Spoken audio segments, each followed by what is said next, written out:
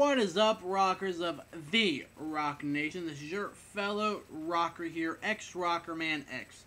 And well, I am back with my Walking Dead review for the week. Season 5, Episode 14, titled Spend. And sadly, with this episode comes 2 episodes left of the season. And the very last one of the season is, of course, sadly, the finale. But as I'm sitting here speaking, I just want to say, is this episode, it was almost a literally this episode was almost a finale itself, because a whole bunch of fucked up shit happened, but then again, I don't think they would have left us off like the way they did usually too, but you get my point. I mean, just in general. But I don't know what to say on this episode, because not much to talk about. Well, there is actually stuff to talk about, but it's just like, I don't know where to begin, even though I have stuff listed. I just don't know where to begin, because this episode, it's weird. I enjoyed it, but sadly, and please, people, get these references, but sadly, everybody ate Chris. I know, bad joke, right? And Peach is officially a porch dick. More than what he ever was a porch dick. Yeah, I had to make those references. But, no, overall this episode, I did kind of find, like I said, it is an enjoyable episode. I have no complaints other than my own bias complaints, which is like, of course, I'll get to that later. But is it me, or getting on with the review though, is it me, or does it seem like everybody in Alexandria, at least in the people with some form of power, has like, is like, oh yeah, me first, I'm living, everyone else can go die attitude towards everyone that's in trouble, especially with the walkers or whatever people call them in this world, because I know there's been different names like walkers, biters, runners, roamers. Can't think of what else there was, but you get my point. It's just like, these people in Alexandria really did need Rick in their group, because nobody in this world is accustomed to anything at all. Because it seems like majority of the people has been literally there since the beginning, and they kept closed doors up until now. That's seriously what it seems like. But this, I'm sorry, but this, I'm living, fuck y'all, everyone else can go die attitude that almost everyone has, at least what it seems like they have. I'm sorry, it's not gonna fly if you want to live in this world, because, just saying, you're probably gonna be one of the first ones to die if you do that. That's all I really gotta say. But then, leading with this episode, from that point leads me though to someone you think you can trust, but in the end you can't really trust them. Gabriel. Because in the beginning of this episode, we see him standing there ripping up the Bible. Literally. Or some sort of book, which I'm assuming was the Bible, but I can't swear that for sure. It's just like, I don't even know. The scene that, but my question is too, is apparently Alexandria has some fresh priest colors too. It's just like, just like Jesus though, because Gabriel, after him ripping the Bible and all that, but it wasn't that, because like I said, this episode was good, and mainly the shock value of it is what made this episode. But it's funny that the Bible ripping wasn't what I'm assuming was the Bible, because that's what it looked like to me. And yes, I have a pair of fingernail clippers in my hand, I don't know why, but it wasn't, like I said, the Bible ripping that got to me with Gabriel. It was the fact that he betrayed the people that saved him. And to me, that's just going out of line. He went and told Deanna that, Rick and the group should not be there. Fuck off, Gabriel. I'm sorry. I don't care if you're a priest, preacher, a nun, a fucking monk. I don't give a shit. Why the fuck would you betray the people that saved you? Saying that Rick's group's basically Satan, hides in many forms, that this place is paradise and they shouldn't be there. No. Rick and the group deserves to be there. Gabriel fucking doesn't. I'm sorry. Betraying the people that saved you, and we all, as fans, Gabriel may have not been there for some of the parts. But with us fans, we've seen through the beginning that the group did what they had to do to survive.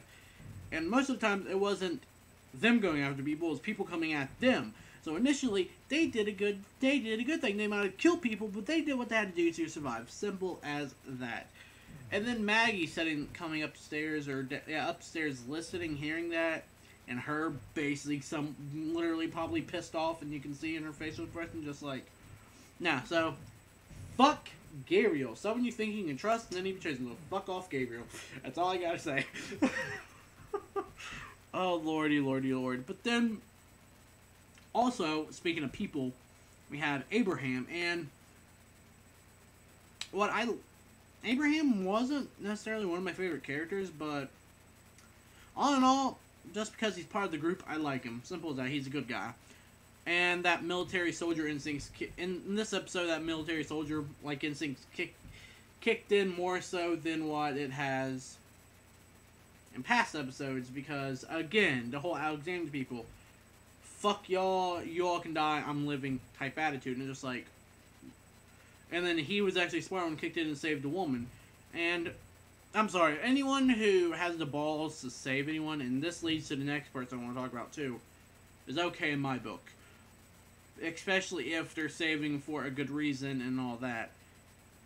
And then of course, and of course, what I find funny too was that the construction site was actually the old spot, was actually the prison yard, which is actually kind of funny actually. I don't know. But again, Abraham, like I said, I liked what he did this episode. Well, of course, it's Abraham. Mother dick. I had to. I'm sorry. I had to. I had to say that quote. It's just funny. It's just, like I said, Abraham, I liked what he did. Stepped up, as he always does when he has to. Saved a woman. Against orders. It's just like, though, I don't even know. But enough of that, but leading to people stepping up. Eugene surprisingly stepped up in this episode. Manned up, grew a pair of balls, saved Tara after that horrible, what that happened. I'll get more on this here in a minute. Or here later, actually. But Eugene stepping up, again, part of the shock factor in this episode, at least a little bit, because you kind of think, because at one point you think Eugene's going to wimp out, because where he's like opening the door and it looks like he's wimping out. I don't know. Like I said, Eugene stepping up, manning up, fucking badass from Eugene. That's all I gotta say. The mullet was alright by me. But then, and since I don't have no good segue, I'm just going to say, too, is we have, well, really, here's what I want to know, or at this moment, is after Sam, which is, of course, Jesse and the porch dick Pete's little boy, or son, I want to know what his obsession with Carol is after what she said to him, and about her stealing the guns. I want to know what his obsession is with them, especially at this point, though, too, when he asked for a gun from Carol. I kind of knew something was up before Carol probably before, well, I think Carol, in a way, knew what was up, but at the same time, it's just like, and subconsciously, I also figured something was up with Pete, but before I say anything, is with Sam asking Carol for a gun, I kind of feel like he was asking not for him, but either for Pete or possibly Jesse, which is his mother. But with him asking for a gun, I honestly think, and this is where I first thought, Pete was abusive to Sam and, of course, Jesse, which is, Rick's flame at this moment, sort of. Anyway. But, and this is where I kind of knew that this was true, when Carol kind of knows, and she knows something's taken, because Sam and that family kind of, it seemed like everybody's finding someone that mirrors them at the moment, in some way, some form. Because, like, as I said on Talking Dead, Pete, Jesse, and Sam kind of mirrored Carol and her situation in a way, so she can kind of connect, and that's how whenever Carol catches on, is when you start to realize, hey, yeah, this is actually happening, especially when she tells Rick that you're going to have to kill him. Yeah. Honestly, I'm fine if that porch dick Pete gets shot. Because if you're abusive to your wife and your kid, fuck you, you piece of shit. That's all I gotta say on that.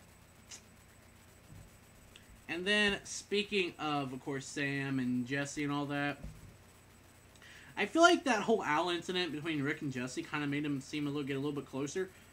But at the same time, too, whenever Pete, that goddamn porch dick, and God, I'm saying this a lot this episode, but when he came over and offered Rick the beer and stuff like that, I think with Rick and Jesse, or Rick kind of starting to like, I think Rick starting to form feelings for Jesse, and I think, again, as I said before, I think Jesse's also starting to feel for Rick. It's causing Rick to reflect more on his life now and after Lori's passing, because at that moment when Lori passed, I don't want to say he never had a chance to grieve, because he did, but I don't think Rick never really had a Lori, whatever. I don't think Rick ever had a chance to reflect and actually, because at this moment, he's still wearing his wedding ring, and we can see it, that he's messing with it. So it's starting to cause him to reflect more about it, because like I said, in the moment of the way the group's been, heat in, heat out, with all the shit they've been through, you really start to think, hey, well, maybe, you guys might know what I'm saying? Maybe not, I don't know. Like I said, I ship Rick and Jesse. Just like I shipped Beth and Noah. We all see what happened to both of them. Oh, God. Well, no, actually, I shipped more Daryl and Beth. But you get my point. Or Carol and Daryl. I was more for those two. Well, more for Beth and Daryl just because at one point, but... And hey, speaking of Daryl, he finally got his motorcycle back. Whoop, whoop. I'm sorry. I like Daryl's motorcycle. He makes him more of a badass, just saying. But anyway, like I said, with Rick and Jesse, they got closer with that whole Al incident, and you can really tell that, at least by a little bit. But at the same time, though, too, it wasn't an Al that did it. It wasn't them that broke it, to be honest. I think it was something that freaking Pete did, to be honest with that. But anyway, enough of that. Like I said, Rick and Jesse becoming closer, sort of, with the whole Pete incident, causing Rick to reflect, doing this whole single reflect, and with the wedding ring and stuff like that, thinking that he should finally move on. That's what I was trying to get at. And then now here he comes to my, I'm sorry, the moment, oh my god, I don't even want to talk about this because I hated this. Noah. He asked Deanna's husband, I think Reg, wasn't it? No, it wasn't Reg. I don't remember his name, I'm sorry. But asked Deanna's husband to teach him about architect stuff like that so he can keep up with the walls and buildings and such. And that part's understandable after, especially, as I said, as Tyler James Williams, aka the one who played Noah, or as I said, everyone who played Chris and everybody hates Chris. After what happened to Noah's family, it's kind of understandable that he wants to do this to help try to keep the people safe and stuff like that. That's all I gotta say. But then, after that, and when it comes time for the supply run in the van, and sadly, dubstep music survived the apocalypse. But I'm sorry, why the fuck would you be playing that anyway? And the van, it kind of foreshadowed that dubstep song that said "You're Gonna Die." I think is what it said. That mix that played, it, especially with Noah talking at that moment when it said that. And our door is open a little bit, but I think, to be honest, it foreshadowed Noah's death. But at the same time, I also thought it was applying to someone else as well, and I'm not going to say it, someone else, to Aiden as well, which eventually it happened, thank God, which I'll get more on in a minute. It's weird how I thought that and it actually happened, but then again, it might have been predictable, especially with Noah, since Noah. But anyway, all with that, you know, we get to the electric place. I don't remember what it was, to get those whatever things they were, and it comes to Aiden gun battle against a fully armored walker with a grenade attached to him. Here's where I get to the point where I say Aiden, aka Deanna's son, glad he died, but he was just flat out stupid for not listening to Glenn. When, like I say, because that's ultimately what led to his death, which, like I said, I'm glad about, because I didn't like him to begin with. I don't like Alexandria to begin with. This place is just, I don't even know. They all seem like horrible people. Or not all of them, but it seems like the people in it are so naive at this point, you don't like them. It's like, really? And again here, Aiden, you know, at this, you know, he's stuck to this metal that went through him after the explosion. You know, Glenn and Nicholas is trying to get them all fly, while Noah's shooting the walkers, trying to keep them away from him. Of course, Aiden tells him to leave, stuff like this. And then later on, Nicholas is a flat out asshole, stupid ass, whenever they're trying to escape the building, and he goes straight for the front, which is fucking stupid. They went straight for the front. I'm pretty sure they could have got out the way they came if they were smart. But with that, it was just like what everyone wants to call the revolving glass door of death. Just, I think at this point, if Nicholas would have listened to Glenn, it probably would have broke, and not him getting all over dramatic stuff like that. And what I like about Eugene too, luring the walkers away too during this part. But then the worst, minus Aiden here, his death is pretty gruesome too tonight. But Noah, but I didn't, which I was happy about. That's my reaction. I was like, thank God. But my reaction to Noah's death after this happened, whenever, you know, his foot was out, he was dragged out, and Noah was like, don't let go.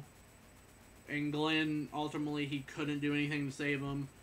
After Nicholas ran off, you know, and all this shit. I'm sorry, that was the most gruesomest death ever. Just seeing the walkers rip him, like, literally rip him apart. Just, oh, God. And Glenn, as they said in Talking Dead, and I agree with this, Glenn having to watch him die right in front of him isn't any better. Glenn having to watch, literally, someone like himself, inside, die right in front of him was just like, oh my God, I don't even know what to say, but... And then Glenn knocking out Nicholas later on whenever they're back, and, you know, and I think Glenn kind of made a good decision of bringing Nicholas back with him, even though, of course, it was goddamn Nicholas and Aiden's fault, and that fucking Noah's dead, but that's something we have to live on and move on. Everybody ate Chris, I know, but I think if they didn't bring back Nicholas, then Deanna would have been pissed off. Simple as that. But overall, this episode of The Walking Dead, like I said, for shock value, for even the little things that would be a shock value, definitely worth watching tonight. At least at the time I watched it, because like I said, I always catch the later showing after Comic Book Men usually. But that's because, I don't know, I like watching at that time a little bit better. I don't know, it's weird. Especially talking to it after, but... yeah. Tonight's episode, honestly, I give a 5-star rating, and... that's really all I gotta say, but... until next time, Rockers, feel free to subscribe to the channel if you're new. Feel free to comment or like any of my videos, even this one.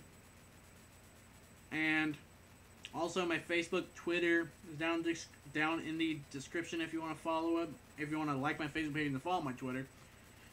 And really, like I said, this episode of The Walking Dead, 5 stars. And until next time, Rockers, live free and rock.